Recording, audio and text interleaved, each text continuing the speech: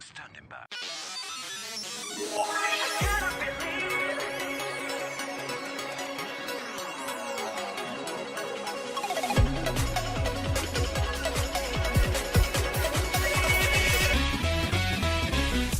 Hello, everybody. Welcome to the Toku Podcast, the best show about Tokusatsu you probably never heard of. As always, I am AJ. That's Chad. Hello, everyone. Earlier this month, we bought a CD. Be sure to go check that out if you haven't gotten it. Also, I bought it. You're welcome. Thanks. I like how you just say CD. It's like, oh yeah, we just dropped our mixtape, guys. Just check it out on our page. Check it. It's Check out our SoundCloud, bruh. Just you know what? It's filled with seemingly decent music. Wouldn't you say so, AJ? It's pretty decent. Well, that's gonna get its own thing. Trust me. Oh yes. That's gonna get its own thing. That's Jay. Chirp. All right. That's Van. Hello there. I'm just marathon the entire show for the last 2 days, so I am ready for this. All right. So yes, if you can't guess, or maybe you're blind and didn't see the title, which, by the way, how are you on YouTube? But whatever. We are fine. We are going to review front to back, left to right, whatever. X-Aid that just finished. Just this week finished. And in fact, I think at the time we're recording this, the next series is going to air, right, Bill? Yep. Correct. Today is Saturday, so it will be airing tomorrow morning. Oh, really? Yep. 8 a.m. Oh, wait, that's right. It got moved, didn't it? Yep. It is currently competing against Dragon Ball Super. Oh, it's gonna get fucked. We'll see. Hopefully not, but we'll see. Oh man, that's gonna be sad if it does. But yeah, so we're gonna go good, bad, and whatever else we want to talk about with X-Aid. All right, so first off, we're gonna go character by character. What might actually take a bit long, but you know what? I think this show does lend itself to going character by character because each one actually does go through a fairly good arc. I would say at least. So let's start with the main character, which is M, and I'm going to throw it right at Chad to get the ball rolling. So Chad, what do you think about M or Emu or Emu or whatever the fuck you want to call him? It's Hojo Emu. Okay, you know what? You can't say this. Gotta say it properly in Japan. No, I'm kidding. Anyways, Emu. Well, I'm gonna be saying it like a Japanese guy because I am Japanese. Remember, everyone, I'm Asian. I thought you were black. Oh no, I'm actually Mexican, Egyptian. I'm a mess of things. You're I'm Polish. I'm everything but Asian. He is the ultimate zenith Exactly. of races. I'm the zenith of races. I have no race. The only thing I'm not is Asian. But anyways. Yes, but what do you think about M? I'm gonna call him M because that makes me sound like less of a weeb. Okay. Personally, Emu, I actually thought he seemed like an interesting character at times. I feel like his character growth did seem a bit stunted at times. Like, especially, I want to say there was like a really weird mix period during, I guess, when he got Maximum Mighty X, and I feel like saying Kiwami, but just and then Hyper Muteki, but they're just I feel like in between him getting Mighty Brothers X, that was I guess the pinnacle of his character development. But overall, he wasn't that bad of a character. And just, honestly, for me, I thought it's weird for me because for me, honestly, I thought M was going to be a very different character when it started. When it started, I got really bad flashbacks of Deno. I thought this guy was going to be a super fucking wimp, just clumsy as shit and everything. He surprised me, very much surprised me. Honestly, the biggest reason he did surprise me is because, yes, we'll get to the problem with what I'm about to say too, but M is the first writer since I want to say Gaim really hesitate at all. I think the best example of this was his fight with Pallid. I mean, sure, technically you can say that, he sucked Pallid into himself and whatever. Yeah. But you can't deny that if you had just seen that episode, the dude didn't hesitate. Oh yeah, definitely. The guy. He just straight up killed a motherfucker. Yeah. Yeah, dude. So that's why I liked M. He was compassionate, but he was still at the end of the day, a doctor who was willing to do what he had to do to save his patient. Yeah. And honest to God, I fucking love that. That was such a breath of fresh air to not have a writer be so hesitant all the time, like, oh, they're humans, or they have feelings. Like, no, he went in there, did what he had to do, and I love that shit because that's usually, a character trait left for the secondary writers, Yeah. not the primary one. The primary one's supposed to be the heroic, never goody two shoes. M wasn't. Just all like not only was he the guy who got shit done, at least in the beginning, he was very how would I say? I guess the best word I could say is dastardly. Like the best example I can give was he got everybody to basically use Dragonite Hunter at one point. Yeah. Where he basically just said, "Oh, I'm gonna, get all of you together," but he tricks them all, saying that, "Oh, I'll give this to you" or something. I love that shit. I love the fact that he was so not maniacal. What the fuck am I gonna say? Methodical. Conniving. He did what he needed to do, and I fucking love that. I don't know. That's just me, though. What about you, Jay? Yeah, I think I was gonna say this. The first 12 episodes of the show really do not set you up for what the rest of the show is like, and I think that's I was gonna say this later. I think that's a good reason why a lot of people are off-put of the show. Yeah, I know what you mean. Yeah. Off-put in the beginning.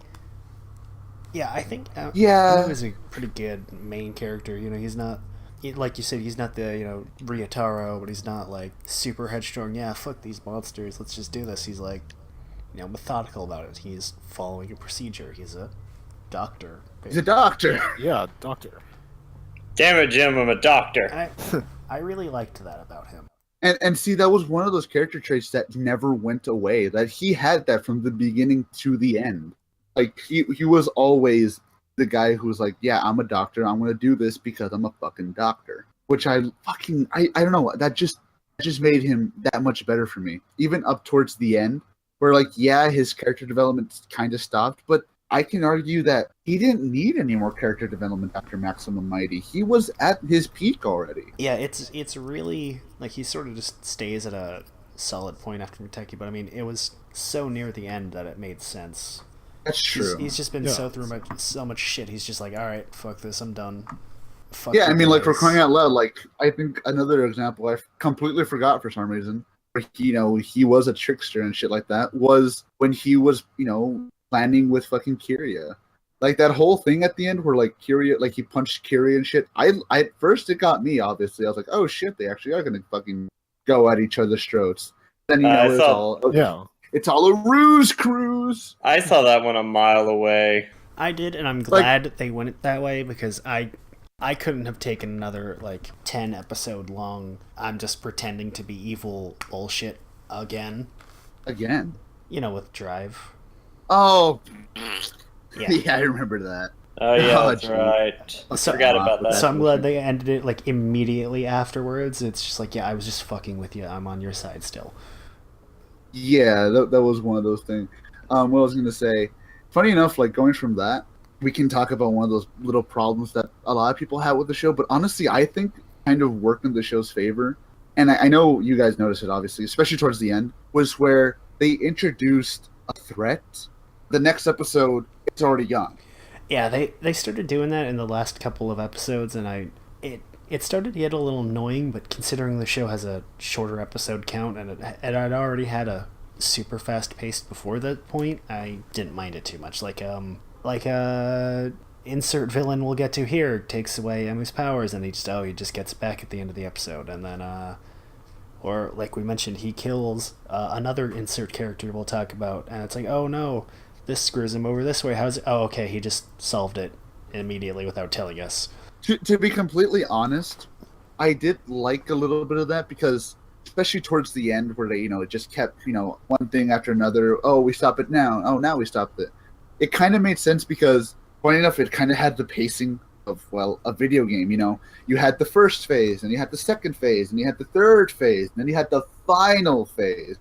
And honestly, that did kind of, I was like, okay, yeah, I can get with that, sure. Yeah, after the first 12 episodes, there wasn't a whole lot of the usual writer style. Here's just an episode where we're fucking around. Nothing important happens, but you're still gonna watch it anyways, kids. Dude, Honestly, there was no filler. Yeah. I mean, there was a couple episodes that you could have basically skipped and nothing would have changed, but I mean, yeah, the show's still good about that, where even like the useless filler episodes had things important in it, like the crossover episode with Q Ranger. Nothing happens in it until the end when Poppy gets brainwashed. Spoilers.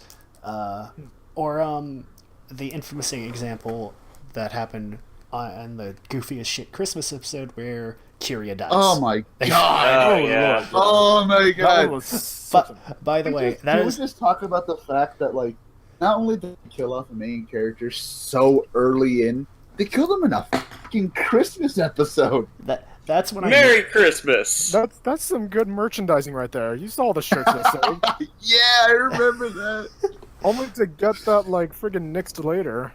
Man, Oh man, yeah, that's classic. That's when I knew this would be a good show, is when they had the balls to kill a main character 12 episodes in on a goddamn Christmas episode. Not Right, and you think, right, like, oh, we have Poppy singing people bells, however the fuck I say it, jingle bells in her own little way. Oh, this is a cute episode, whatever. And oh my god, what the fuck? Like you it's like it's all happy, and then it just like tells you, fuck you, kids, life sucks. Even Gaim waited till the end of the Christmas episode and the next episode for the weird dark shit to happen. That's true. Right? No, not this one, man. This one's like, fuck, guy, we're giving you the dark shit now. It's like, nah, the motherfucker, we don't have time for this shit. We just gotta keep moving. Fuck you. Honestly, every single time something like that happened, I know it's wrong of me to think of this way. Merry Christmas, kids. The bike is fucking dead. The bike dies. No, was it just me, or was it also a little uncomfortable when, like, every time you see him bring the bike out, its eyes were blanked out, like, you're riding his corpse! Yeah, it was pretty You're fucked. riding it. That's true. But honestly, from like that made sense. And honestly, I'm sort of surprised that the figure arts actually didn't take advantage of that on an unrelated note. Oh, that's a P Bandai, Yeah, P Bandai, but the I'm not like, surprised they didn't do that, actually. P Bandai dead Kyria version. yeah, or just like they would have like added like different effect parts. I'm actually sort of surprised they didn't do that, but whatever. No, I was gonna say, is it weird? I mean, I know I shouldn't have hoped this, honestly, but every single time that something that fucked up or something like dark happened at the end, I just kept hearing these second seasons of Amazon's opening or ending, whatever. Every single time, I just hear those fucking woes in my head. I'm like, oh my god, what? This is such a missed opportunity. Why did they use it for this? Yeah, I know there was that one webm I showed you where it's like, Emu fucking kills you-know-who, as we mentioned earlier, and it's just like, Yeah. whoa. I'm just like, dude, this would have fit so well, because I'm like, Jesus Seriously. Christ. It would have been so good. So, I think we've kind of said everything we could have about M. Unless, Van, what do you have to talk about M for? We forgot Say about him. Yes, you did. My opinion for M, I enjoyed his character. However, one of the biggest parts of his character that I don't know if we could even talk about yet is Genius Gamer M. Oh yeah. That's what I kind of want to talk about. We can go from M to. Actually, no. We'll get to that towards the ending. Yeah. All right, then I'll hold that thought. I was just gonna say, skipping that part for later, I was gonna just say M's character and his desire to just, I don't know why, like the later episodes stuck with me, I guess. Especially with how he fought with Pallid later near the end, knowing the risk you kind of already spoiled it at that point. Well, It's not a spoiler if we don't tell. Oh, who are we kidding? Everybody's probably already seen the show if they're watching this. Okay, so Pallid dies. I'm just kidding. But he dies for like 10 minutes. No, he was only mostly dead. He dies for like 10 minutes twice. Remember, Jay, they were only mostly dead. Yes, which means slightly alive, I know. It's just funny to me because they kind of did use that wording towards the end, but we'll get to that. So, but yeah, honestly, with me, I do like the fact that M did. He never lost that whole resolve to be a doctor thing, which is kind of cool because like even at the beginning, we see his backstory, which is kind of it's kind of fucked up because like he just gets run over as a kid and he almost dies. And I'm like, oh shit, that's nice. You know, I think at that point you should have known that this show might not have been as happy-go-lucky as we thought. He gets run over and is hospitalized for like a month. Something, for some reason, they don't tell us exactly how it happened until the last episode. They wait until then. It's like, oh, by the way, I was hit by a car. That's why I was in the hospital, guys. And I'm like, okay, what was the point? Didn't they technically say something like that? Couldn't you like put like the pieces together on that though? I mean, maybe, but I mean, it's like, it's really not that important why he got sent to the hospital or anything. Yeah. But yeah, I think we can go from M to what technically counts as the secondary writer of the show. Sort of. I would say he's the secondary writer because he's the second one we get. So. That's fair. Yeah. And then whatever, logic aside. But yeah, so we get Hero, which honestly, he has one of the best character arcs in the entire show. It's not even like a big like complicated arc, but the way they do it was just right. The way they did his arc was just good. Yeah, he's an asshole, and then he learns how not to be an asshole, basically. Yeah, but the thing is, when you say it like that, it sounds really stupid, bland, and bad. When you see it practiced, better, because you see the motions that he had to go through.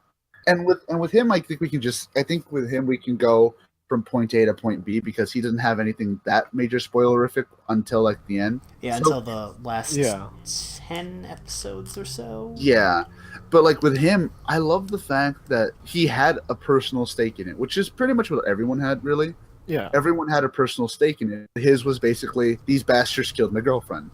Okay, I like that. It's kind of why he's a callous asshole. All right, I get this. And sooner or later, he's a bit, he's warming up to M. Yeah. And I can say that it was a show-long arc because it wasn't until like the very end he was all buddy-buddy. Like it was a very slow burn, and I love that. Yeah, that's something I really liked about this show is that everybody hates each other until like the very end once they've already been through all the bullshit, and it's like, okay, you know what, you guys are good. We've gone through some shit, so who cares anymore? Yeah, basically. It's like anytime anything happens, they're all like fuck off to each other. Like a good example is like early on, it's like, hey guys, we gotta team up, we gotta use Dragonite Hunter to stop this guy, and they're all just like, no, fuck you, we'll do it ourselves. Yeah, he has to basically like essentially trick him to using it, which is great. Yeah, he's like, okay, alright, kick my ass, and whoever wins gets the Dragonite Hunter. It's like, and then they all kick his ass. It's like, I tricked you. I knew it could create duplicates somehow, so now we all have to work together. Huh. Damn it. Fine, whatever. I only pretended to be an asshole. It's like, you fucker, you tricked us into working together and being friends. Fuck you. But like with Hero, it was really cool because it was this very slow burn from having him just be a complete asshole to him, going through all this shit. I think what really got to me the most, though, I think it was more towards the end, though, with him and his girlfriend. Because I don't think anyone cares if we spoil it. There's a big thing that says spoilers at the beginning. Who fucking cares? Yeah, who cares? Yeah, it's towards the end with his girlfriend. I always want to say Sake, even though I know it's with an I, not an E, but whatever. But yeah, so it's with his girlfriend who basically dies, and he's giving the big bad, even though it's not technically a big bad. The final boss, so to speak, says, hey, if you work with me, I'll bring your girlfriend back. And he's like, no, fuck you, I'm not an idiot, I'm not going to work with you. And it's like, alright, fine, if you never want to see your girlfriend again. He's like, shit. Well, he's like, well, shit, I guess I have to. And so he starts working with him. And then, like, almost immediately, he's like, oh, wait, this was a bad idea. Yeah, it was. Yeah. So, honestly, God, the way they did that was really damn good. Yeah, I like how he's like, okay, thank you for helping me. Here's your girlfriend back. And it's like, she's just like a 2-second voice clip. It's like, dude, that was amazing. He's like, oh, I'm sorry. I didn't say I'd bring her back fully. That's right. And he's like, that's when he realized he fucked up. It was at that moment he knew But he was just like, I think it was like he realized he fucked up and he realized this was a bad idea, but he was just too proud to admit that he fucked up.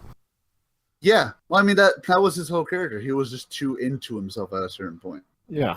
But I will say this though, his actor, no homo and all that, he has the cutest fucking smile. Oh yeah. Honest to God, you see him smile at the end. I'm not gonna fucking lie. That's goddamn adorable. I don't know, man. I don't know. It's just the actor. He has this. He just has this face. You just want to pinch. Yeah, all of the writers were good at like facial expressions. Like Emu is very experienced with the classic resting bitch face, where whenever anything happened, he'd just be like there with like, "Are you fucking kidding me?" look on his face. Like all the time. Yeah. His entire existence at a certain point was like, I gotta fix this shit because someone else fucked up. He's just like, well, there goes my day. Well, yeah. Damn. Yeah, all the writers. I think the best one was like where he just wants to like play video games and eat fucking burgers, and then here comes this motherfucker. It's just. I think my favorite example. Well, we'll get to him in just a second, but when a certain character comes back to life and he's like, oh, by the way, I have extra lives now. And he's just like, really? Extra lives? Are you fucking kidding me? Oh, man. Actually, we didn't talk about that with M, though. Going back to him a bit, this is the first time in a while we don't have the typical, he dies to get his final form. Yeah, they don't. He doesn't die. Well... He doesn't die. I'm trying to think of something where they do something close enough where you could count it, but no, there isn't any. He's infected. He's infected by the virus, but he's not. He doesn't die from it. He doesn't even disappear. Yeah, of all the people who die and come back to life in this show, he's like one of the only people who don't. Yeah, right. It's crazy. That's so weird. In a writer show where literally everybody dies and comes back to life, the main character is the only one who doesn't. It's crazy.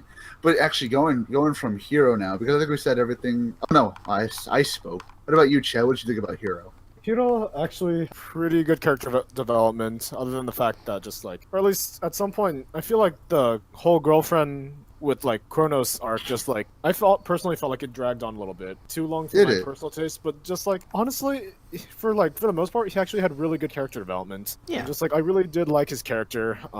Overall, his suit design was really cool. And just like, overall, like, his character arc is a really understandable one when you look at it, when all things are said and done. Yeah, he starts... Honestly, it was one of those things that I always liked, where like, I was going to say about his suit design real quick. I loved his forms. The only one I didn't like was Dorifima Beat, because that thing looked ugly as shit. I mean, I'm sorry? He like barely used it too, so there's that. That was like he used it twice. Yeah. My question is, why his assistants, whatever happened to them? They died. They got killed by Oja. There you go. Okay. I mean that is what happened, but... I thought they were just like horribly injured. Yeah, they're horribly injured. They died. No, they got injured. I saw it. Okay, yeah, only one did. Never mind. They went to the Shadow Realm with fucking Ghost's assistants and, I don't know, Drive's buddy that never got mentioned again.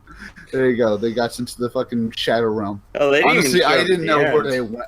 I honestly did not know where they went after a while. Yeah. Like, what was the last time we saw them? Like, fucking, wasn't it before he got Dorifima Beat?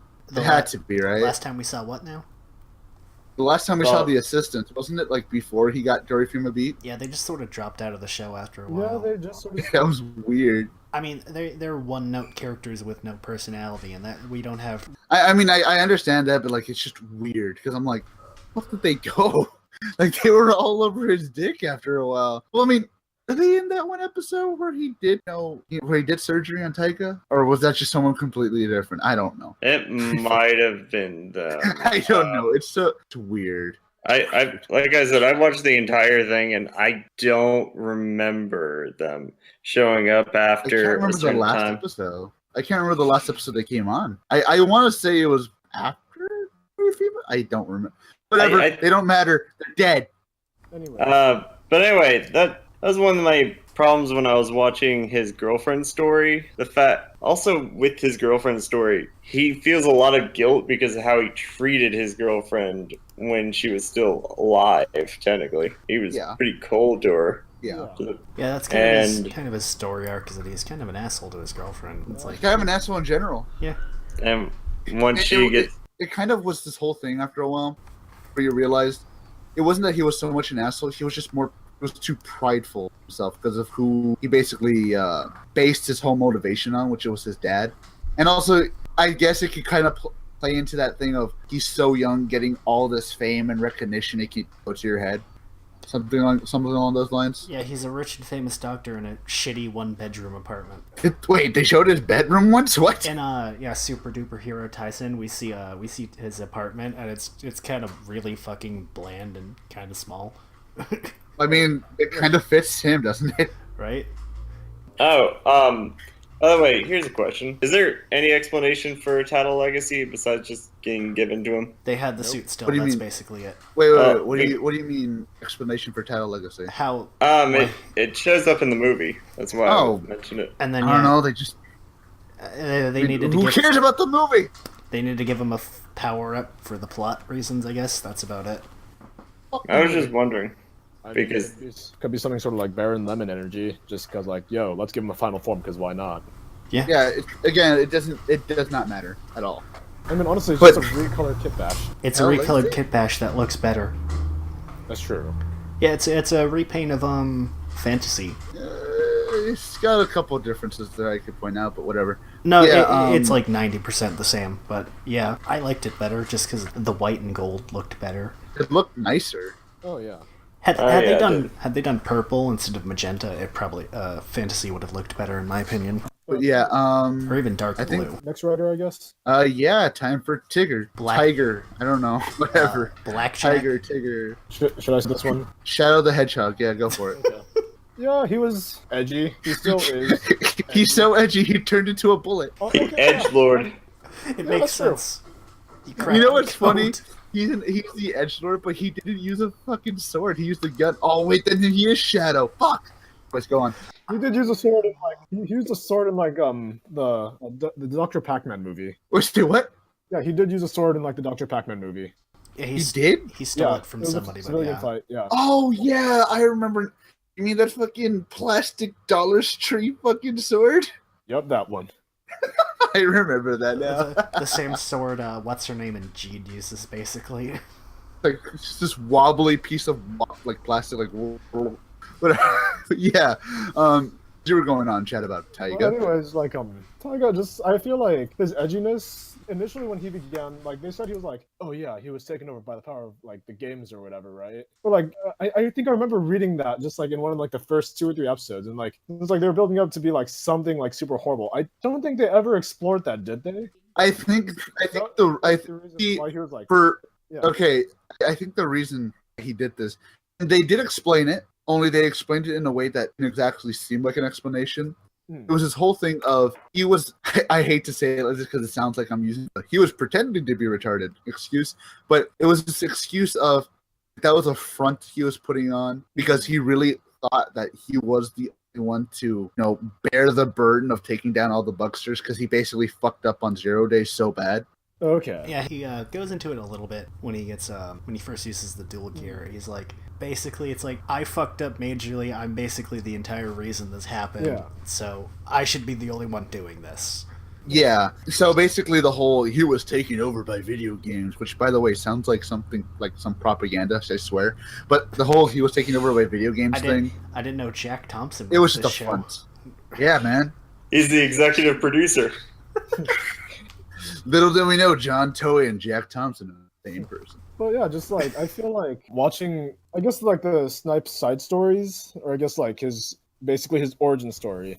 That was actually, it did really allow me to grow towards liking the character, just aside from seeing, oh yeah, he's super edgy. And then like, I guess adding Nico, I guess, it wasn't great, but it wasn't bad. Honestly, adding Nico to me was the best thing they could have done for him, because after a while he did get a bit stale for me. Yeah. By himself. So adding Nico did help him a lot. That's true. Yeah, for one, it gave him a foil to work off of, where he's the stoic, edgy one, and she's the goofy, Weird one, quote unquote funny one. Funny joke. But yeah, just like overall, I honestly he was the first suit design from X that I actually really did like out of all three of them. I swear, I can't take seriously the fact that at first, it's his hair over his eye, but the higher levels he goes, the hair just flipped up. It looks ridiculous. Yeah. It's great. The hair flipped up, and it didn't even bend or anything. It's just sticking up there like an antenna. It looks great. It looks like a tentacle out of fucking Splatoon or something. Apparently, the Figuarts also does that. Does it? It apparently does.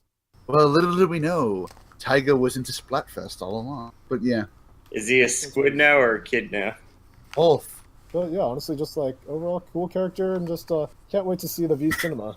Oh, that's true. We'll get to that later. But yeah, I like Taiga. Taiga was at first I really did. I knew I wasn't gonna like him because he was super edgy and shit.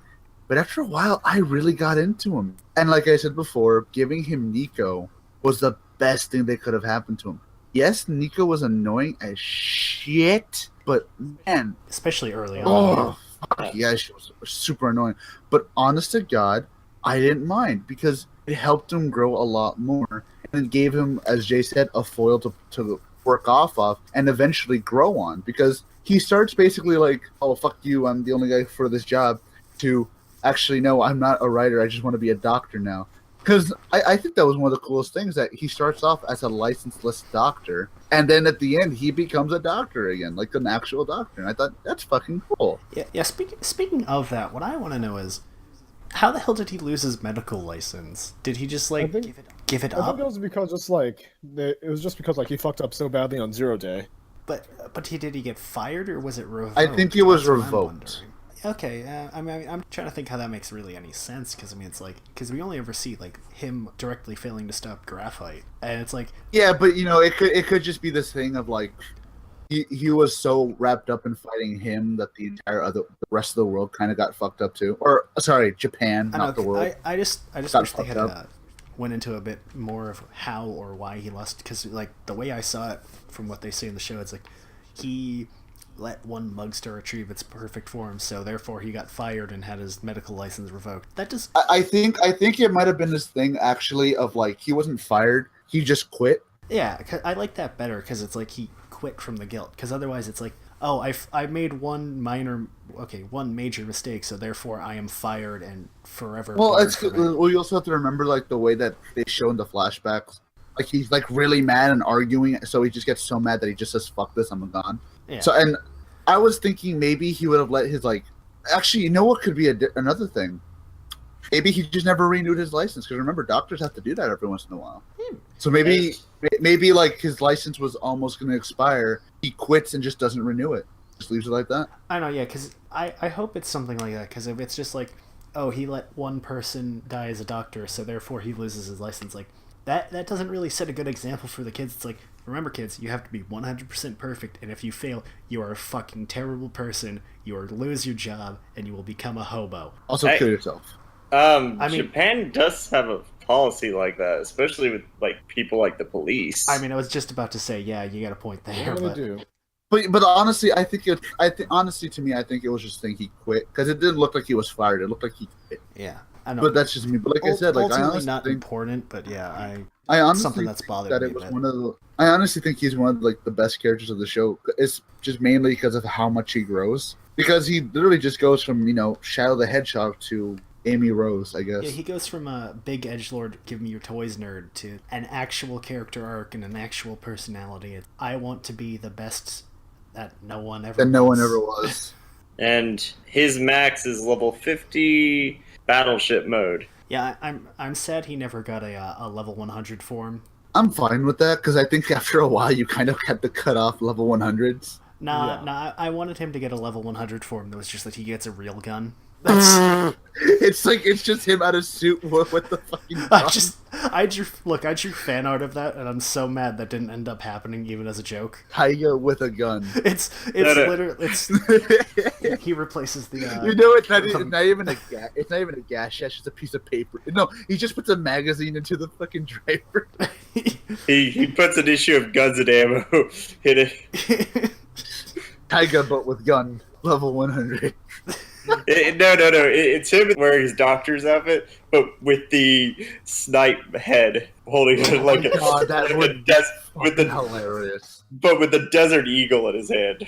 Be fucking hilarious. Also, you know what the show needed was this is a minor segue. This show needed helmetless scenes. Yeah, because this is actually, since it's the first time since Drive, this is basically, they're not organic. They're like mechanicals. I would love to see that. Yeah, it's like not organic or magic or anything. So. But then again, I guess they just couldn't find a reason to do that. I guess because with Drive, I mean, there was an actual reason. I mean, he got hit in the head by fucking Dark Drive so much it just broke. Yeah. This one it was more, I'm going to just beat the shit out of you till you disappear. I don't know. I'm a sucker for those. Yeah, I mean, we all are, dude. When that happens, it's great. I think Blade was the one that just made me fall in love with it, though. But that's neither here nor there. Dude, Blades was so awesome. They made it a fucking fake yard accessory. Oh yeah, that's right. I forgot about that. So, do we go with literally best character? Oh no, we still have Kiria to go for. Yeah, Kiria. He's a bike. Yeah, Kiria doesn't have a whole lot to him. Vroom, vroom. I mean, that owes to the fact that he spends a majority of the show dead. A good 20 or so episodes dead. He is dead for most of the show, so it makes sense. I mean, he's cool, I guess. I like his attitude and stuff, but like really, he doesn't really grow. His shtick of it's like, oh, I'm lying. Oh, wait, I was lying about lying. Oh, I was pretending to be lying to lie to you. Like how many layers of ironic lying you're on, buddy? It's like I don't know, like 4chan. He's on B levels, fucking lying. It's like it kind of got a little excessive near at one point. I mean, I think they realized it's like didn't have much to him other than that. So it's like, okay, he advances the plot a bit and he dies. And oh wait, he was popular. Let's bring him back every 2 minutes. Let's bring him back, and except now he's evil. It's like, okay, never mind, he's not evil anymore because everybody hates that shit. No, to be honest, just like the whole thing with Kiria, like I sort of wish they left him dead. Yeah, he honestly didn't need to come back because he doesn't really do anything important after he comes back. What do you mean he doesn't do anything important? He does something pretty fucking big. That's true. Twice. He does do something pretty big twice, dude. I can't even fucking remember what he did. Uteki and Mighty Doctors Double X. Yeah. Well, okay, that was in tandem. But yeah. Okay, yeah, you got a point there. Right, yeah, like you can't say he didn't do anything. He did do something. I mean, okay, let me rephrase that. He doesn't do anything that couldn't have been done by a different character, basically. Like there was nothing that required him to be alive. Essentially. What about getting the gas shots? Okay, that's fair. But other than that, I mean, just wait. This entire episode's just gonna be me remembering shit just to shoot that down. I mean, okay, Brave could have done that too, but I mean that would have been too little, too late once he did that. So I guess that's fair. Yeah, that's the thing. But like with him, he was on the inside. So yeah, that's Kiria. Kiria was best bike, but he didn't really do a whole lot. Honestly, that was really all there was to him, really. I'm sorry, but Higiri Chambara is fucking ugly. It is. Let's see, I was gonna say, I like the fact that when he henshins, he does like a kick and kicks the little picture, and then turns into the bike. You see, that was cool. But other than that, like, what else he's got? He's got fucking dicks. Honestly, I think the funniest part about Kiria is that everybody, like, right when it was announced, oh, the bike is a character, it's like, okay, he's going to be the first one to die so that they can justify not having to do bike scenes this season. And everybody's like, that's true. That's true. Everybody memed him into death. And that's something I like about this show is that a lot of the times shit happens that people were joking about like 10 to 12 episodes prior to it happening. It's a good point. Then it happens. And then it happens, and it's like completely serious about it, and everybody was just like, oh, we shouldn't have joked about this. Oh no. We caused this. The last thing I want to say about Kiria was he he got a different writer form when he came back to life, though. Ugly as shit. That one was super ugly. That was ugly as tits, man. Well, at least I do not like Kirya's any of Kirya's forms except for when maybe he's a bike. Really. Like he just didn't stand out as a form, and his Giri Chambara looked ugly as tits. So, Chad, what do you have anything to say about Bike Boy? You know, I sort of found it funny about the fandom, just like making Christmas like, oh yeah, let's call it Kirya Day and all that, and just like, yo, he's back though. This is sort of null and void, isn't it? And then he comes back. Yeah, and then just like overall, like everyone's like dicks out for Kirya. I'm just like, yo, this is even worse than like when Hase died in Tits out for Kirya. Yeah. What?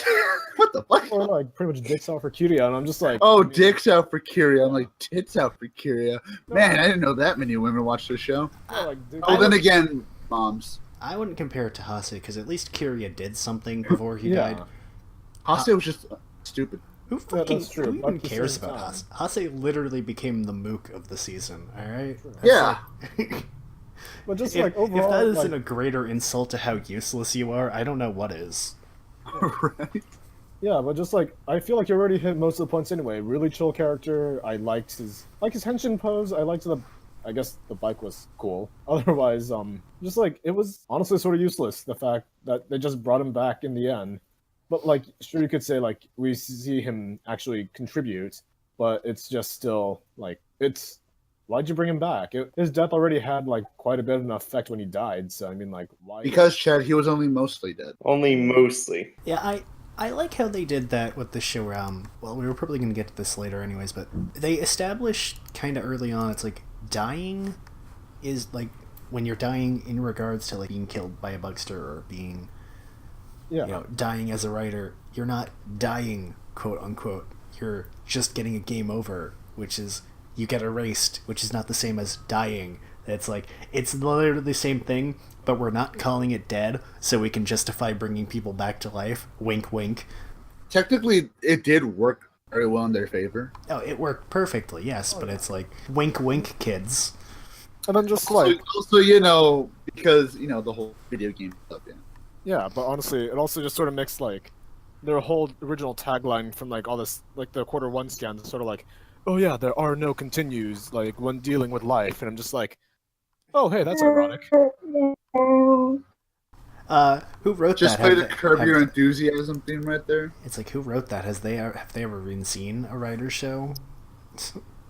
Yeah, I mean, just like, unless they're like, it's like, oh yeah, this is Gaim.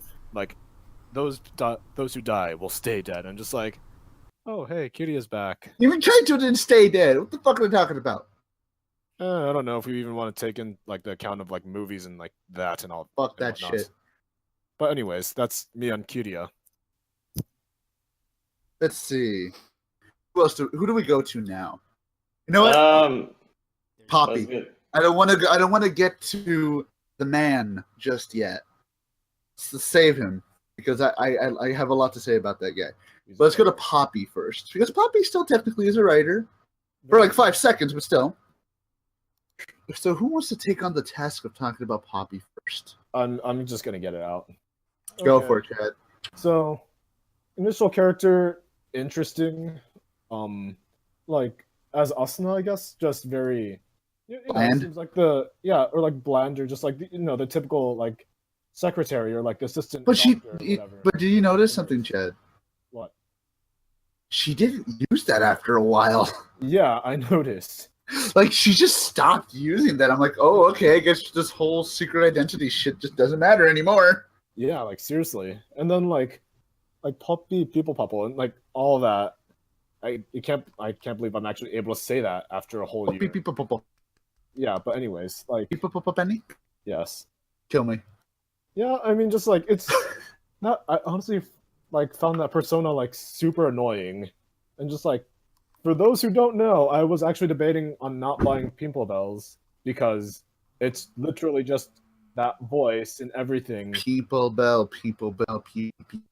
Yeah, like I was not planning on buying on that. That was that's such a stupid song. It's such a stupid song, but like overall, like her character, it's like definitely her character arc was interesting when she was evil and then became good again. Just like overall, her turning evil was good because at least that gave her a reason to be. Because right after that, she started actually advancing as a character. Yeah. But before that, oh my god, no! She was annoying. Yeah, she was barely useless. And besides, it gave her like more dimensions as a character.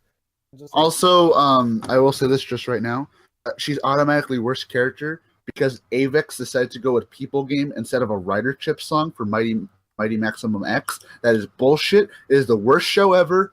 Fuck it. no, Well, I'm sorry, what? Yeah. Okay, apparently, so the Rider Chips made a song for the Pachinko game. It was supposed to be Kamen Rider Black's theme song. But originally, it was supposed to be the insert theme for Mighty Maximum X. Avex, in their wisdom for some reason, decided to go with People Game, the one that was only used once for, Poppy. They decided to go for that over the insert for Mighty Maximum X. And Rider Chips just used it for Black instead. I don't know why. Like, in their defense, though, if I remember correctly, I thought, wasn't like the main singer Ricky going through like health problems during the time? Yeah, but the thing is, apparently they already had the song ready by the time. Really? Oh, in that case. From what's been said, they already had the song ready. It's just didn't use it for some reason. That's kind of weird. Which kind of sucks because the song's really good. Like I don't know why they didn't use it. Overall, just like I guess in terms of Poppy, I'm also sort of disappointed that they didn't use the suit all that much. But then again, Rider's sexy. I mean, they kind of gave it. I hated that. They kind of gave it a reason though, why she couldn't use it because wasn't the one that she had after a while like also like it was the one that that had to hold like Dan, wasn't it? Yeah, she I believe so. From what I remember seeing, pretty much after they got Dan, they brought Dan back. Pretty much that became his punishment prison. Yeah, pretty much whenever they needed him to go back or he was going crazy, they would just put him in the thing. That was and to be honest though, would Poppy really be? Actually, no. We had an example. Poppy wasn't useful as a writer after a while. That's true. She could barely keep up with Mighty Maximum X. Actually, no, she couldn't even keep up with him. She'd get fucked. She'd get fucked. Wasn't her level like? Say what? I think she was level 50. I'm not. No, she was not level 50. Like level 10. I at least appreciate them giving her a writer form, even if they didn't do anything with it. True that. Well, we'll see her more in the V cinemas. Yeah. Yep, and also final. So now that we finally got past the boring characters that no one cares for, let's talk about Dan the Man Poppy. Carlos Dangerous. Dan Juris Zombie, aka the best character. Oh my for god, the first half of the fucking show. Dan! He's a treasure.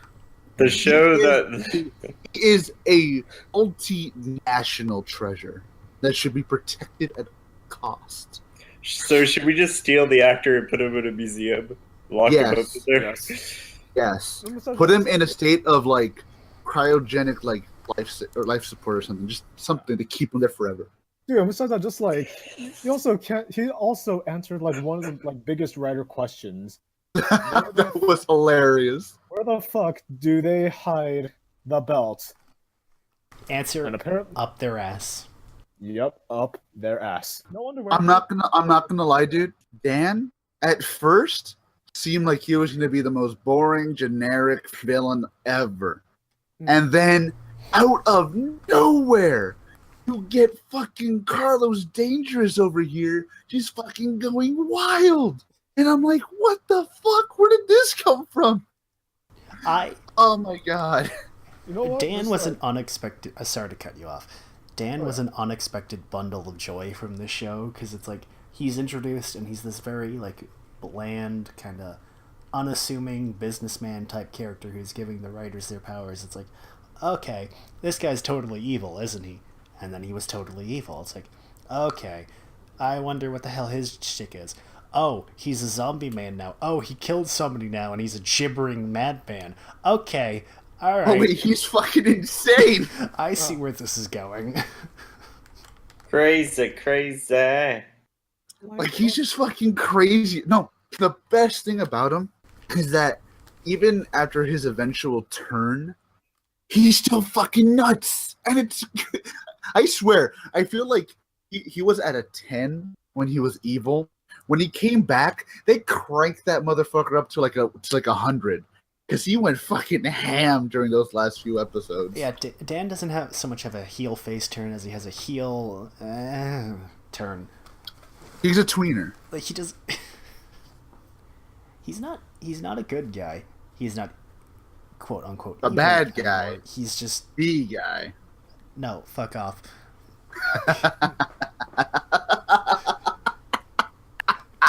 Dan can act. Dan's not Roman Reigns. Yeah, but he is the man. Anyways, like, he turns good, but he's still a fucking gibbering madman who's trying to kill everybody and is gloating about how fucking evil he is. I love it. Right?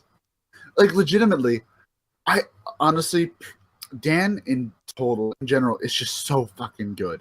And also it gave us, in my opinion, the best suit the show had to offer, which was Dangerous Zombie. Oh, yeah. Oh, I love Dangerous Zombie. That looked amazing. Definitely. That suit was orgasmic. That suit was just delicious. I like Dan too because his plan is just like completely off the wall. It's like, all right, I want to create the ultimate game to make everybody play it and take over the world somehow. And it's got so many fucking layers I can't even remember all of them. It's like, okay. Don't forget all the backup plans and backup plans and backup plans. Yeah, dude had more fucking backup plans than a fucking Batman villain. Right? He's like Doctor Doom. It's like beating him is part of his plan. It's like at least Plankton has stopped at Plan Z. This guy has fucking Plan Enya. Like, he goes beyond shit, man. But, like, legitimately, and for me at least, the best part about him is that he was so unapologetically hammy that it just was great. It was fucking beautiful. There was a certain point that I knew that this guy was my favorite character, and that was when they were trying to make another Muteki because of the reset that we'll talk about right now. His fucking faces, man. This guy is a man of a million facial expressions, and it's amazing. He just starts like there's just a point when he just gets so crazy. Like, half of his dialogue is just him like screeching and wailing like a fucking madman. Seriously. Oh and, god, it's so good. And he kept on dying from that too. Remember, he kept on losing lives. Oh yeah, so his plans are also like a comic book villain, 99% foolproof. He's so far planned ahead. That's like, I have literally planned for every single conceivable possibility to trump my plan. And then it's always some bullshit he couldn't possibly have predicted that takes him out. Usually, right? It's like his first plan. It's like, okay, I killed the bike. I'm literally immortal now. I have all the data I need to create my ultimate plan. Nothing can stop me. Oh wait, what's that? This kid got an upgrade now. They have a game shark. He's got a fucking game shark now? Oh, okay. I'm fucked. Or then later, it's like, okay, I destroyed Emu's belt. I've regained control of my company. I am literally also even more immortal now. I have clones of myself. I am this close to releasing my ultimate game. Nothing can stop... Oh, okay. They made another fucking game shark. God damn it. That's essentially it. It's like, oh wait. That's right, they had the bike's belt too. It's like, okay, well, I mean, it's nothing. Oh, okay, they have another cheat. Alright, I'm fucked. Great. And so yeah. Dan is basically the main villain for the first half of the show, dies, comes back later in a blaze of fucking glory, because, again, Yes. like a fucking genius, he planned for that shit, created a backup of himself, and now then he became alive again. And also, he gave himself a bunch of fucking extra lives like a goddamn cheater. Oh, it was so gorgeous, though. The thing is, I'm not a fan of Dan after he comes back, because what happens is that there's such this perfect level of going complete normal man to 11 on a scale of 1 to 5 nuts, and then he dies, and it's a perfect way to cap him off. And then they bring him back, and then he's still at level 11, and then they're playing it up for comedy because they know it was funny and everybody liked it. It worked. Honestly, it worked before. To be honest, I was gonna say it worked beforehand because they weren't trying to be funny.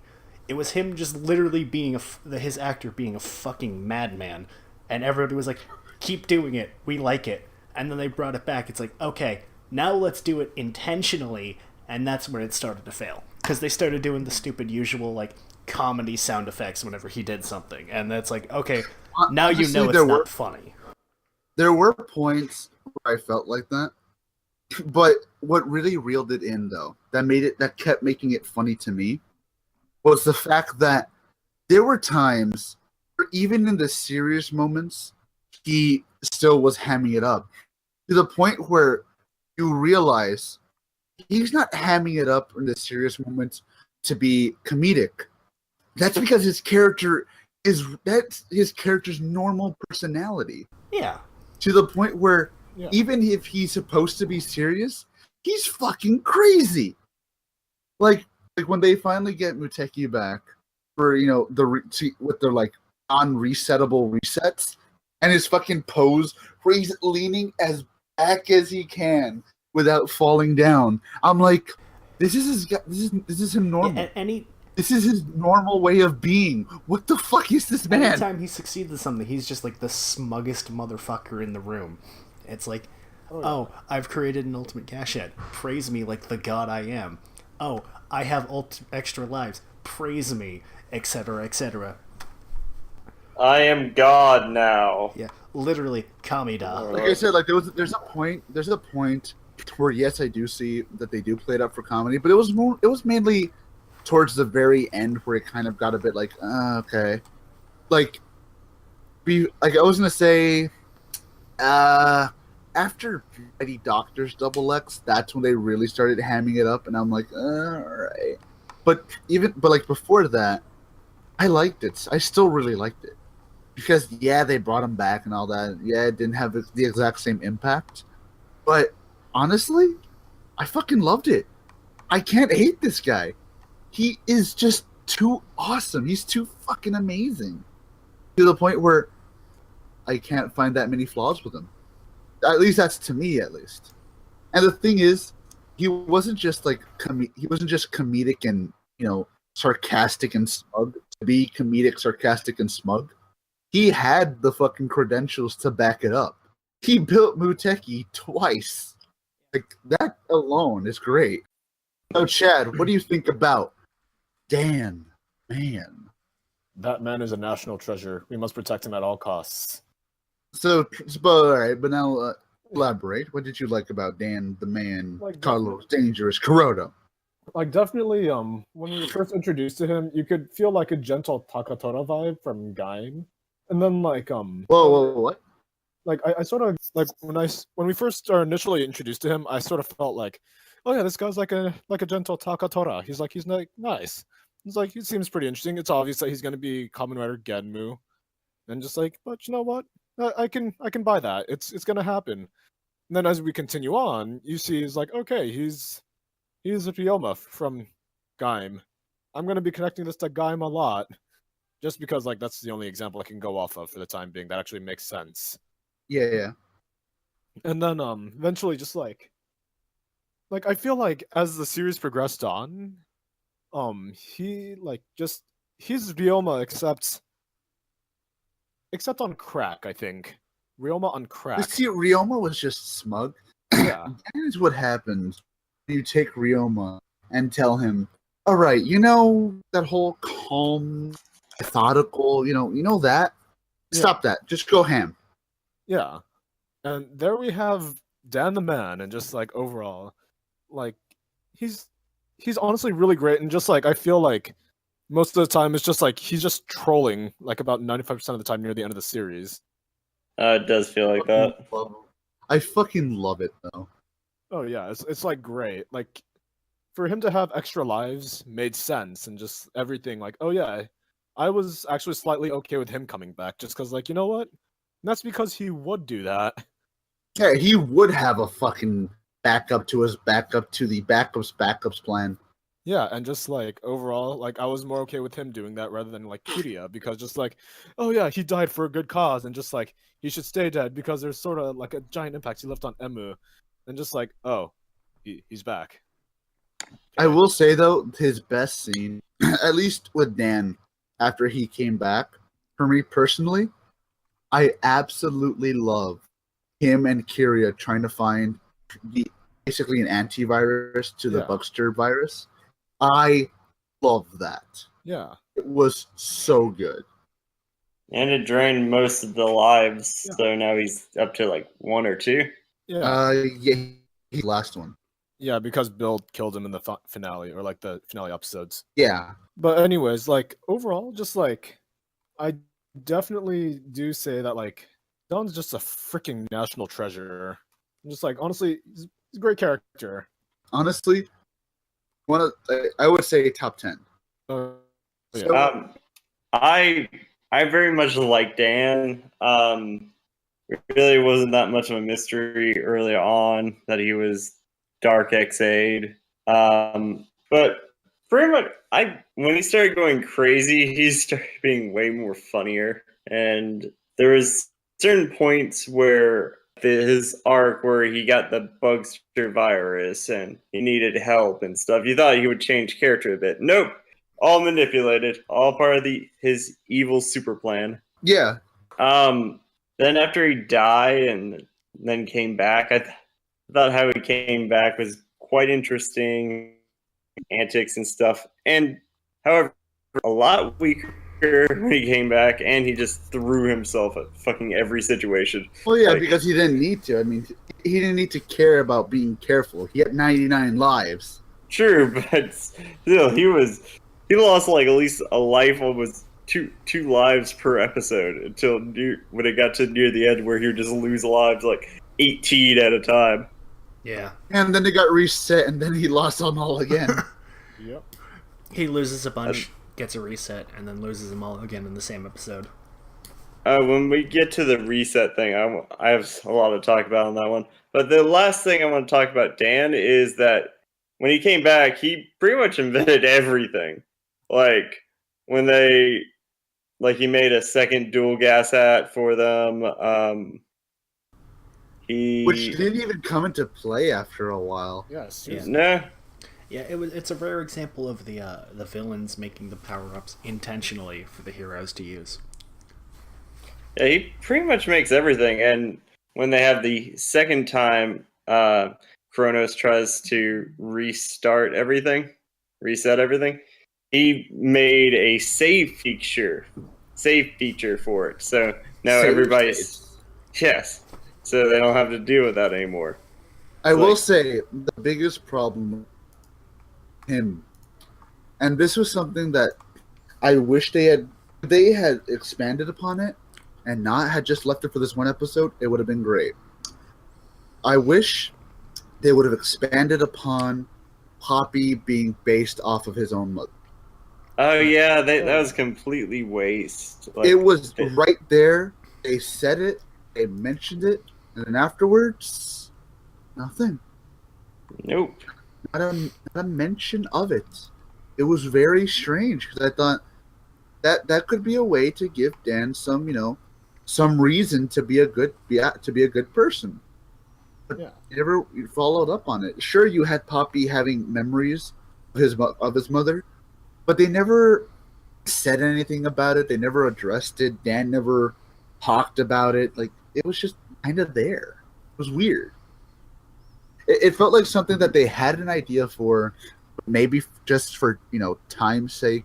They thought we can't put this in here. If we're lucky, they might explore that during the V cinemas. Maybe I hope so. Yeah. That I would very much welcome from the V cinema. But I think that's all we can really talk about with Dan. I think we've talked about him the longest of all of them. Oh yeah. Yeah, well, yeah, he's the most interesting. That's because So from Dan, again, we're really going to talk about like the main writers, and then like the other miscellaneous characters and stuff. We'll put them in their own little section. We're not going to talk about them individually. Just writers. So I think this last writer we need to talk about, Parrot. However the fuck you want to say it, I don't care. Paradox. Paradix. Paradx. Paradilux. Paradx CSM Spectrum. But yes, Paradox. Pallid. I want to say Pallid because that's how I learned to say it. Yes. Pallid. What do we got to say about Pallid? I'm going to give it to Jay first. Well, first and foremost, he is one of the main villains for a decent amount of the show. His shtick is that he's the main bugster, so to speak. Yeah. His entire motivation is kind of unclear. He seems to be helping Dan early on just because, I guess. He doesn't really seem to have any plan, so to speak, until he kills Dan and takes over control of Dan's master game, the Kamen Rider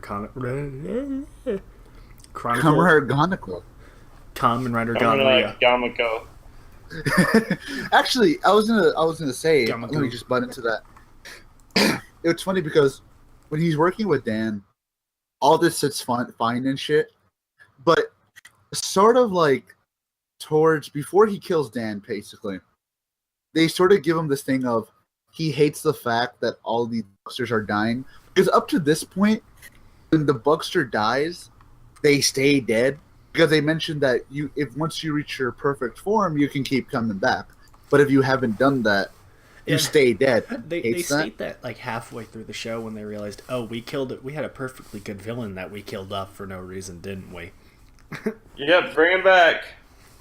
And I mean, that's fine. I mean, it's not like he had a good send off anyway. So. And the thing is, we realize it's like, oh, maybe that's why he just doesn't seem to care that much about himself, but cares more about other bugsters when they're just killed for sport, because it's like, by the writers, it's like, then we find out, oh wait, no, he's not actually a perfect bugster yet, but we'll get to that in a little bit.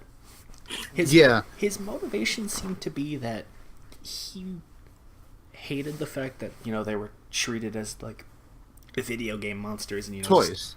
They were treated as toys and killed, used for sport unwillingly, basically, and he wanted to take out humanity. Okay, valid, I guess. But his reasonings his reasonings usually don't make a whole lot of sense. It's like he turns on Dan because he used a bugster as just bait to lure out Emu, and he's like, that's against the rules of the game. It's like, dude, you killed your own people like twice yesterday. It's like that was different. That was part of the game. Shut up. I think on that one was also the fact that he had issues with Dan killing Burgermon, just straight up, and not harvesting his data like all the other bugsters were killed. Got done that way. Yeah. No, I was gonna say. I'm sorry. Go on. No, I was gonna say. With Pallid, I think, again, this is one of those things that, and in fact, I could say this a lot, that the first half was the Emu show. Then once he got Mighty Maximum X, was the finishing touches for everybody else's. Because after Mighty Maximum X, everybody else got their last bit of character development, and it happened extremely with Pallid. Because we see at first, okay, he's killing all these people because our people killed bugsters. But one of the most clever, and I mean honest to God things that, to me at least, one of the most clever things they ever did was that was a kind of semi-twist that Pallid was killing these people because, oh, it's not like it's a bad thing to die. Everyone dies, right? But then once he finally, spoiler, when he finally feels what it's like to die, basically, he's like, oh shit, that's what I've been doing to people? Fuck. Yeah. Complete. You know what? Sign me up for the good guy side. I full good guy. I want villain card. I'm ripping this out. Like it's crazy because I love the way they did that. Yeah. I mean, once he basically quote unquote dies and gets brought back, he basically like, oh shit, if that's what it feels like to die. Oh God, what have I been doing? Yeah, and like I love that about it. To tie that into what I was going to say next, I think that works really well because ultimately we find out his entire motivation for everything he's done basically was specifically related to Emu, as we find out he is Emu's bugster, the reason why he's infected, his genius gamer personality, etc., etc. And literally everything he's done is just to like lead up to their final confrontation and sort of ultimately decide who is the better one, basically. Yeah. And that comes like it's one of those things. Ex-Aid does this a lot, where there will be mysteries, or there'll be unexplained things, or like it's like who is this person? What's the answer to this? And it's like it ends up being like the most predictable thing, but that's not a bad thing. Like who's gonna be Genom? Oh, it's just Dan, the guy who runs the company named after him. Okay, that makes sense. Who is Emu's bugster? Oh, it's this one guy who is just running around as a bugster that we don't know anything about. Okay. Like, stuff like that. And it does it a lot. And I like that about the show, where it's like, even though it's like the one thing you should probably have guessed from the start, you don't think it's going to be that. Because the show has been like doing swerves and shit constantly all at the same time. So it's like when the big stuff ends up being super predictable, it's a surprise, even though it's predictable. And I like that about the show. I was going to say, actually, jumping off of like what you're saying here, a lot of people, I know one of their biggest problems with Ex-Aid was the fact that it had a lot of quote-unquote cop-outs. Now, what I mean by this, like, I'll just say it here, towards the end, Pallid and Poppy both die. They both basically die. But towards the end, they come back, and that's considered a cop out. And they have a lot of those in the show, like the reset with Kronos, which we'll get to right now, and just a couple of other things. But I said to myself when I was watching this with the show, and I mentioned this in a review, that for me, honestly, the cop outs weren't bad. They weren't bad, at least to me. They weren't bad to me because when I was watching the show, I noticed that it ran more off of, and now again, you can disagree if you do, but this is how I feel. It ran more off emotional responses more than logical responses. Because when I think about it, I should have been really mad when Poppy came back to life. But I wasn't. Yeah, you who was saying the entire fucking show that she was going to die, by the way. Which was I wrong? I mean, technically, no. She comes back. That's what I thought. She comes back to life, so it doesn't count. But she still dies. Fuck you. She dies for like 10 minutes. Still, fuck off. Eat ass, okay? Eat my ass. I do. No, not that one though. But I still, didn't like I realize said, you were an item, huh? This is news to me. But like I said, don't worry, we'll get some /fanfiction later. Please don't. But like I said, I should have been really mad about it, but I wasn't. I should have been mad about Dan coming back, but I wasn't. I should have been mad about Pallid coming back. I should have been mad about a lot of things, but I wasn't. And that's because this show, for some reason, has this way of writing even cop-outs to make them seem like this is something that I actually did want all along. Like with Poppy coming back, I thought she was dead, but then when she came back, I'm like, oh shit, she's back!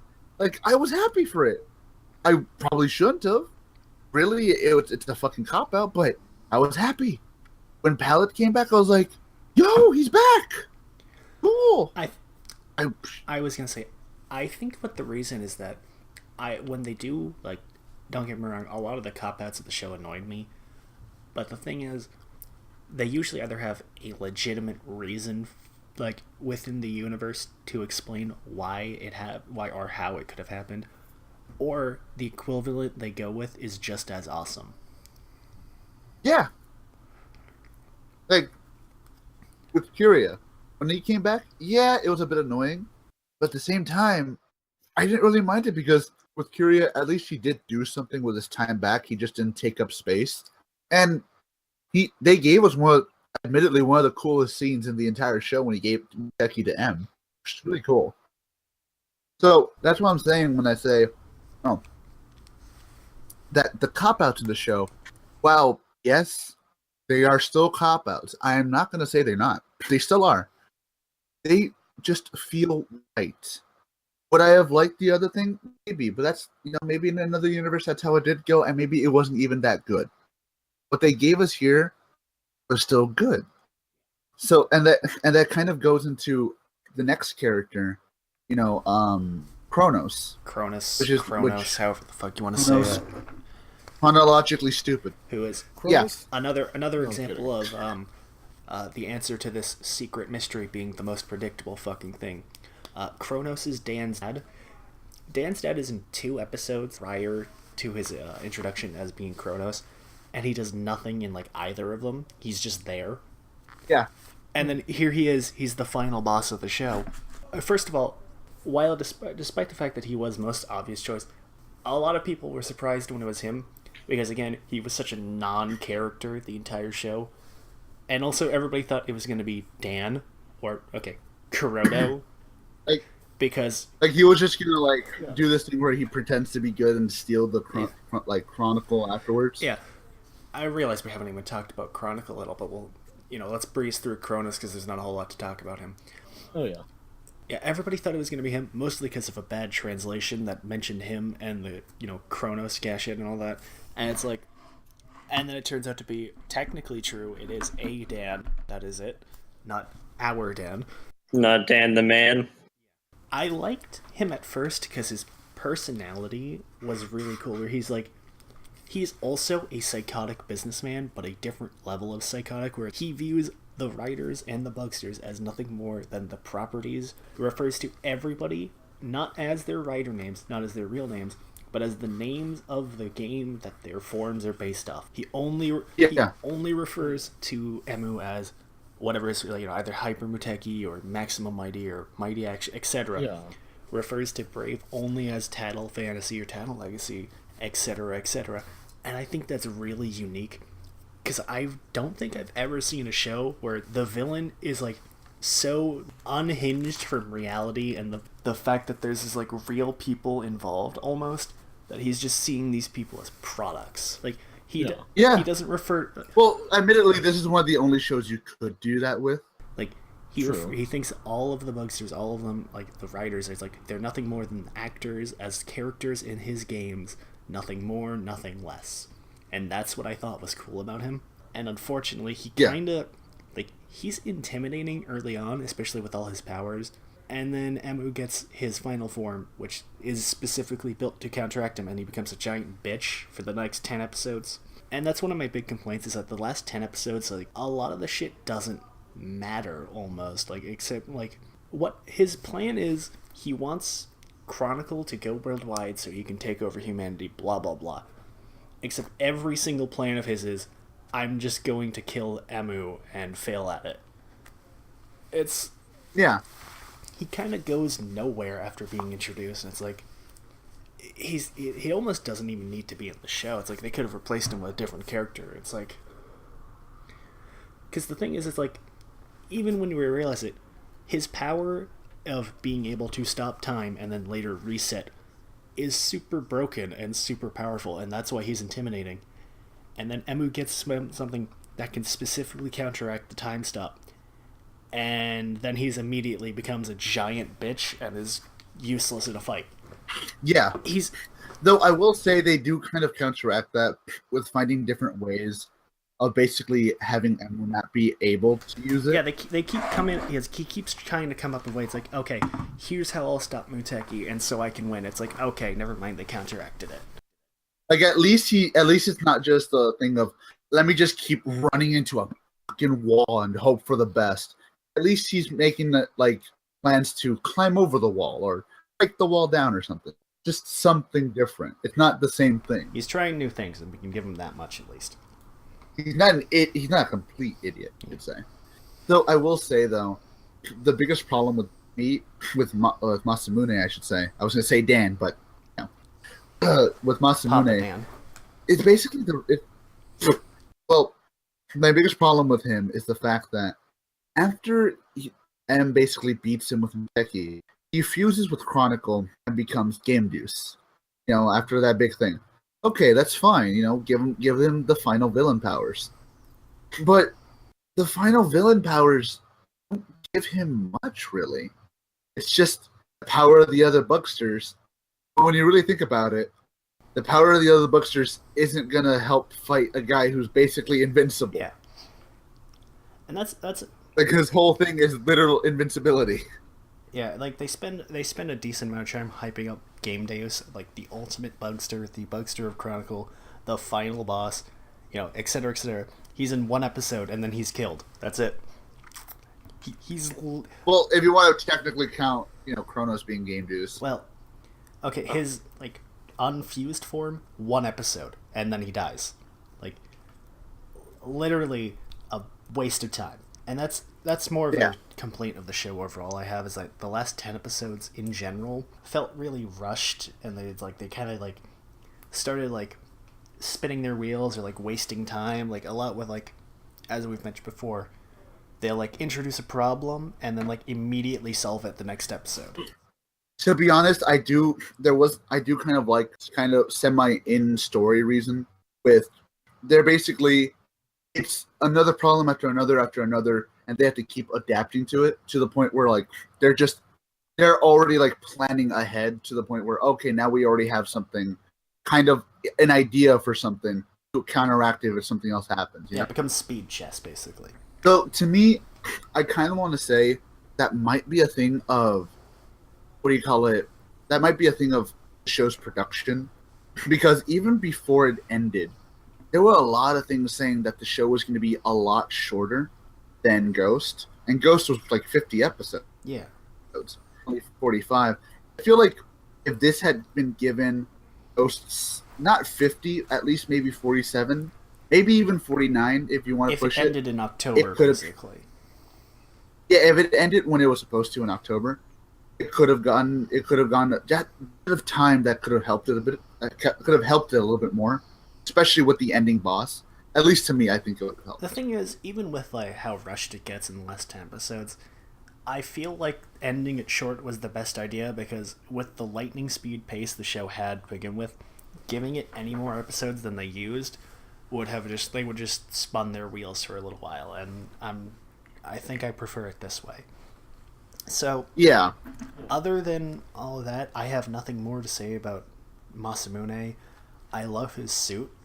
I'm usually not one of those, is that a motherfucking JoJo reference, guys? But yeah, I mean, there's a couple points where they make pretty unambiguous JoJo references with him, and I think that's kind of neat.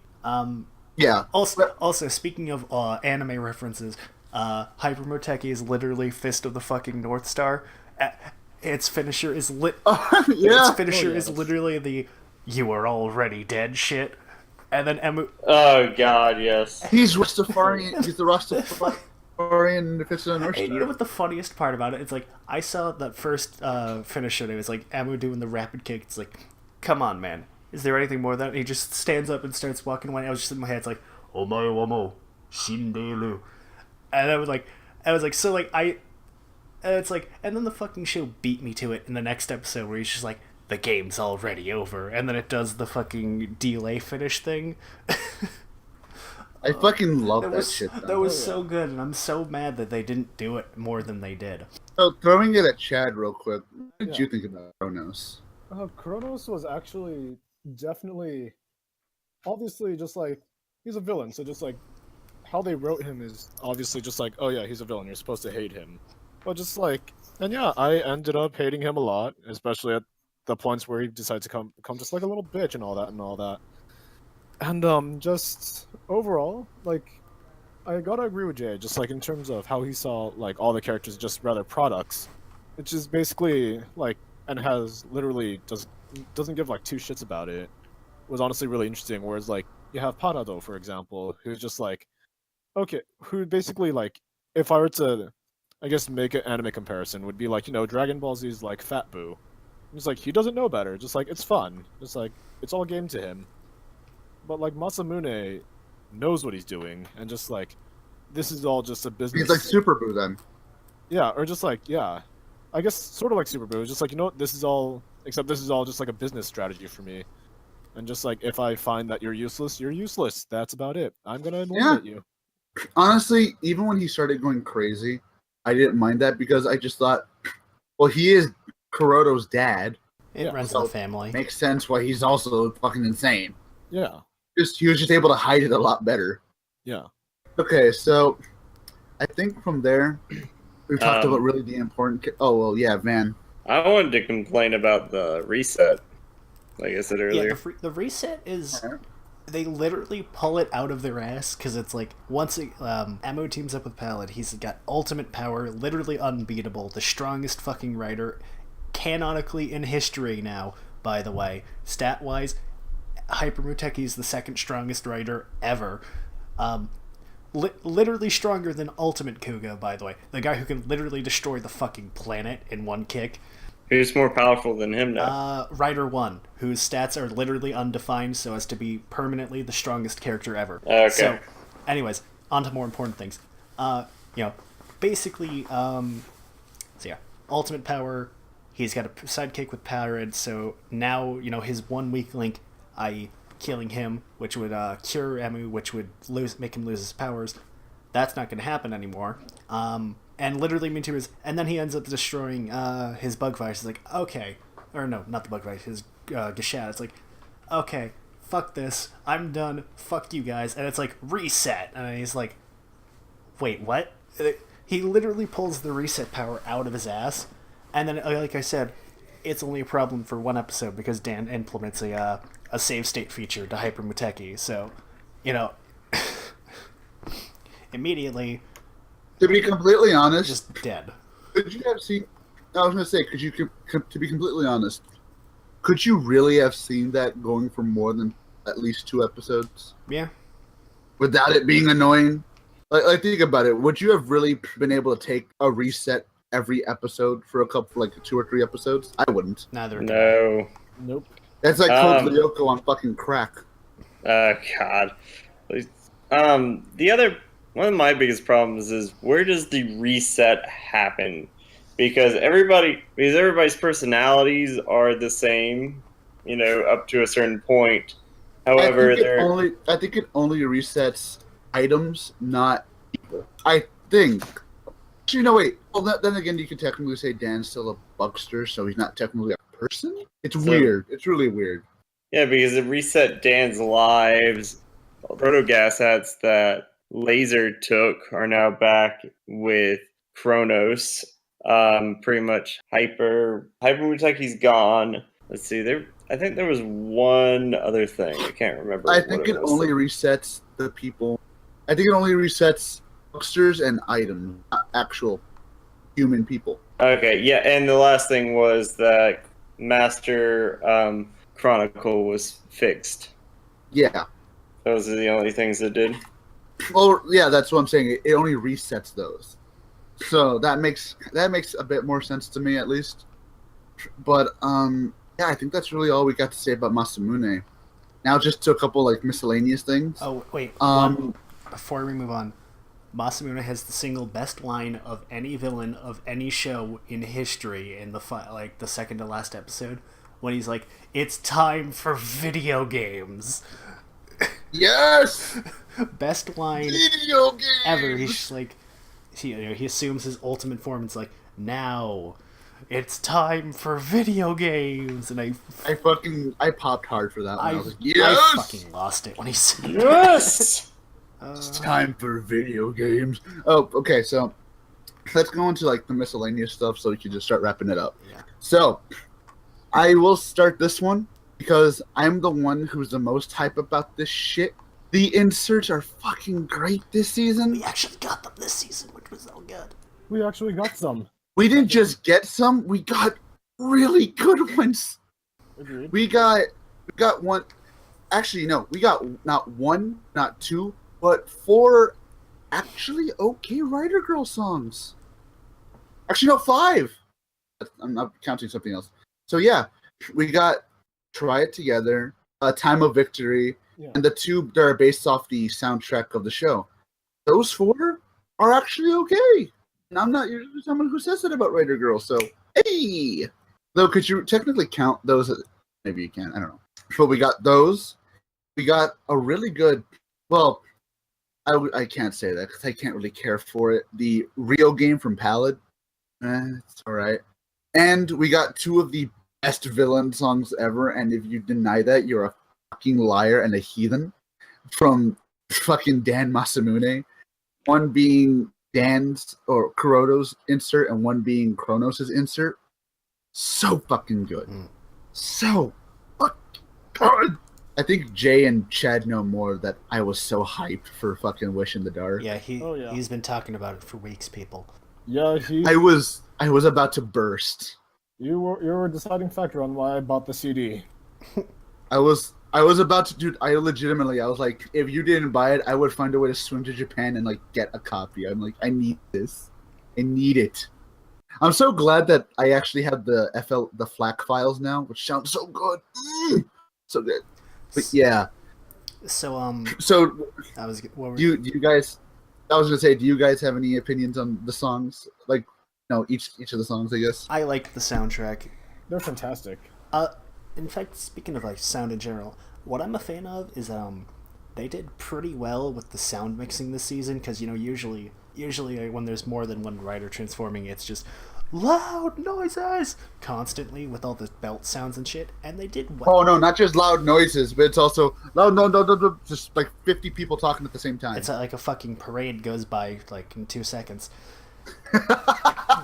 And at least until the like I said, the last like 10 episodes or so, they did really well with the sound mixing, where it's like they managed to make everything flow, and it's not just this awful cacophony of just noises all at the same time. This orchestra of death. Yeah, and I like that about the show. So no, I was gonna say, like, if you want to like say anything like specifically about each of the songs, because to me, I'm pissed the fuck off that only one of these songs two of these songs got played more than once, and that was Try It Together and Wish in the Dark. Everything else only got played once. Such is the life of an insert theme.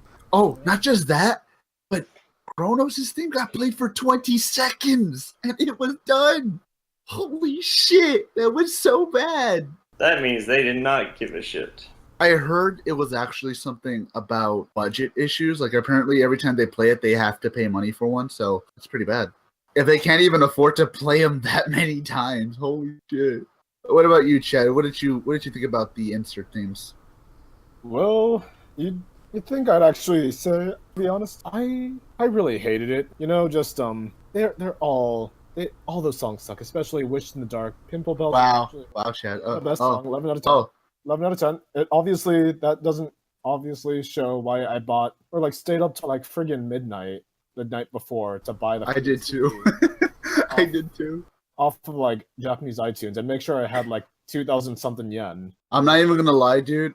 The moment Wish in the Dark came out and I played that for the first time, it felt like I had like 15 orgasms at the same time. It was like, this is great. And but overall, just like honestly, like they're really great songs. It's a really big pity that like none of them were actually played as much as they were. Though I will say though, big props to the sleeper hit of that CD, Kronos' theme. Oh, yeah. I did not expect that song to be anywhere near as good as it was. Holy shit. And just like the other track that we didn't cover at all, just like Life is Beautiful by Daichi Miura. That's from the movie. That doesn't count. I like it. That's true, but it's a good song, and just like it also just occurred to me, the movie is now DLC content for us. Yeah. Oh wait, actually, I'm gonna throw this little bit of trivia in there because you mentioned it. Here's one of the funniest things ever. The movie version that's on the CD of Life is Beautiful and the actual single version that's released by Daichi Miura are different. The movie version is actually 34 seconds longer, way longer, with extra vocals and extra instrumentals, and the regular one that he released, it's kind of short. Well, that sucks. But yeah, And what did you think about the songs? I love the music in general for the show. Had a very good soundtrack to the point where I bought the CD. I bought two of the exact same CDs. One to give to a friend, and the other just for myself. You were like the gift that keeps on giving. It also helped that they both came with different gas hats. So Yeah. that was probably the main reason, actually, to be fair with you. I will say this, though. The guy, I want to give I don't know who did it. I want to look it up so I can give him major props. Major fucking props to the guy who did the in-show soundtrack. You know, the songs that you listen in between. Holy shit. Like, honest to God, like, I'm so sad that I couldn't hear some of this music over these people. Because a lot of these songs are really damn good. But, yeah. So I think we're going to start wrapping it up. Final thoughts, we'll start with Chad. Let me just say, we haven't fucking talked about the plot at all, so let me just do a quick run through of that. So, Emu is introduced to the CR, blah blah blah, Bugsters. He's told that he has to win all 10 Gushat games and beat all their Bugsters to become a Super Doctor. That doesn't work. That doesn't happen. Yeah, as we find out, this was all a trick by Dan so he could obtain the data of the Bugsters and their Gashat games, so he could use them to create... Become immortal! To not only become immortal, but then also create Kamen Rider Chronicle, which was an ultimate MMO survival, like, VR-type game where people... Just imagine public battlegrounds with swords. Basically Pokemon Go, but not shit. Where people become riders and fight the Bugsters in real life. Dan dies, Pallid takes over and turns it into his way to get revenge on humans for all what they've done to Bugsters, blah blah blah. We find out that Pallid's Emma's Bugster, and then he's basically doing this just so he can fight him, as we said. Dan... Oh my god! Anyways, then Dan's dad gets released from prison, and then he becomes Kronos, takes over Ganem Corp and Chronicle, and as he's trying to turn... And then Emu slaps Pallid across the face a couple times, says, stop that shit. Pallid's like, okay! And then they become friends. Pallid learns dying hurts, becomes a good guy. Oh yeah, Poppy was brainwashed for a little bit, but then she wasn't. That was important. That wasn't really important. She got NTR hardcore. And then the final episode, to just recap, Masamune dies. They have a night fight like we see in the opening episode of the opening credits. Much like how Drive had that thing with the spikes that was in the opening from the was so cool. The first episode that didn't actually matter at all. So good. They beat Masamune, blah blah blah. Win Chronicle. Masamune doesn't technically die because he never gets a game over, but he disappears after stabbing himself with the basically self-destructing Chronicle Master Gashat. Guess we know who's the villain for AC Final. Basically, yeah. Yep. Taiga gets his medical license back, and so now he's a doctor specializing in Bugster virus. We didn't even talk about Nico. Nico goes back to school. Nico became a writer at one point, which was just a reskin version. It didn't matter. The Riot players. Actually, it doesn't count as a writer. Whatever, she doesn't really matter anyways. Fuck you. Taiga becomes Kronos for 1 minute and then gets his ass kicked. It was really cool. And then he dies. It doesn't matter. And then Hero tries to kill him. Anyways, keep going. Like we said, Hero becomes evil and then just gets, turns good again for no reason. Although he pretend to be evil. The guy who made the Burgermon thing became the head of Ganem Corp because Nico bought all of the fucking stock. Burgermon was a good buckster. Nico wasted literally her entire life savings on the stocks, and Ganem Corp became the major stockholder. We're just blazing through this right now. So now she's working with Taiga as his assistant because she's totally not in love with him at all because she's 17. Because they graduated or something. Yeah, she graduated from high school because apparently she was still in fucking high school. She looked like she was 12, but alright. Kiria is still working with the new Ganem CEO to help create a worldwide cure for Bugster virus. Because they thankfully, they didn't come up with the usual, we defeated Kronos and we destroyed the Geshet, so everybody who was infected gets just magically comes alive. No, everybody's still fucking dead. So I had to mention that everyone still dies, which I'm happy about because they don't pull that bullshit cop out. Hero gets 2 new assistants, but they're dudes. I mean, maybe I don't know. Hero's into that, possibly.